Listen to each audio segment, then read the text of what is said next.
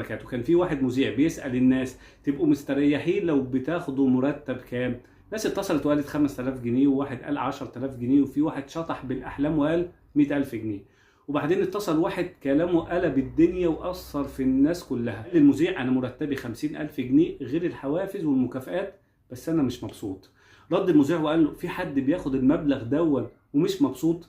رد المتصل وقال له الفرحة عمرها ما كانت بالفلوس، أنا ابني من ذوي الاحتياجات الخاصة وفلوسي مش عارفة تعمل له حاجة ولا تمنع عنه الآلام ولا المعاناة. ابن البواب الفقير أوي اللي عندي في العمارة فرحان وبيلعب زي أي طفل، وصدقني كتير اتمنيت اكون انا البواب علشان يكون ابني سليم ومبسوط وبيلعب. الواحد بعد ما سمع كده قال يا رب لك الحمد والشكر، عمر الفلوس ما تقدر تعوض الفرحة ولا الصحة. السعادة في راحة البال، واللي مش هتعرف تحسها غير مع ربنا. لكن مقاييس السعادة اللي انت حاططها لنفسك اذا كانت فلوس او شهرة او سلطة